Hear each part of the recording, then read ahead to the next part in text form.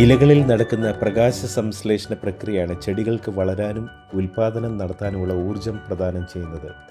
അതുകൊണ്ട് തന്നെ ഇലകൾക്കുണ്ടാകുന്ന കേടുപാടുകൾ വളർച്ചയും ഉൽപാദനത്തെയും ബാധിക്കും എന്നതിൽ തർക്കമില്ല. ഇത്തരത്തിൽ വാഴയിലകളിൽ സർവ്വസാധാരണമായി കാണപ്പെടുന്ന ഒരു രോഗമാണ് ഇലപ്പുള്ളി രോഗം.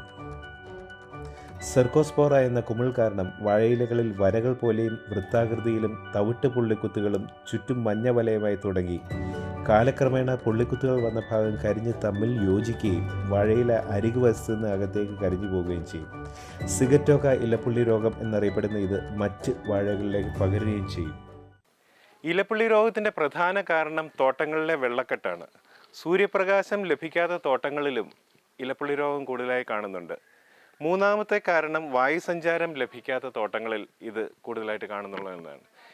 നമ്മൾ കേരളത്തിലെ പല തോട്ടങ്ങളിലും അമ്ലത കൂടുതൽ ആയതുകൊണ്ട് അങ്ങനെയുള്ള തോട്ടങ്ങളിലും ഇലപ്പുള്ളി രോഗം കൂടുതലായിട്ട് വരുന്നതായിട്ട് കാണുന്നുണ്ട്. കൃഷിയുടെ തുടക്കത്തിലെ ശ്രദ്ധിക്കുക എന്നാണ് ഒന്നാമത്തെ പ്രതിവിധി. വെള്ളക്കെട്ട് വരാത്ത ഇടങ്ങൾ കൃഷിക്കായി തിരഞ്ഞെടുക്കുകയോ വെള്ളക്കെട്ടുള്ള സ്ഥലങ്ങളാണെങ്കിൽ ചാലുകൾ കീറി ജലനിർഗമനം ഉറപ്പുവരുത്തുകയോ ചെയ്യണം.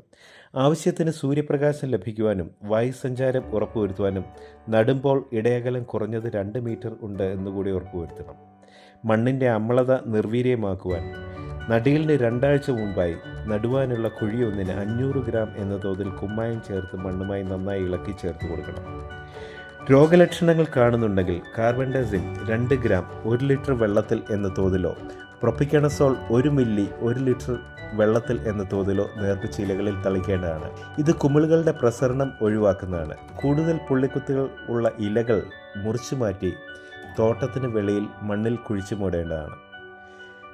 ജൈവ നിയന്ത്രണ മാർഗമാണെങ്കിൽ രോഗം കണ്ടാൽ സ്യൂഡോമോണാസ് 1 ലിറ്ററിന് 20 ഗ്രാം എന്ന തോതിൽ, അതായത് 100 വാഴയ്ക്ക് 800 ഗ്രാം സ്യൂഡോമോണാസ് 40 ലിറ്റർ വെള്ളത്തിൽ എന്ന തോതിൽ ലയിപ്പിച്ച് 25 മില്ലി വെറ്റിംഗ് ഏജൻറ്റ് കൂടി ചേർത്ത് 20 ദിവസത്തിൻ്റെ ഇടവേളകളിൽ ഇലകളിൽ തളിച്ചു കൊടുക്കേണ്ടതാണ്.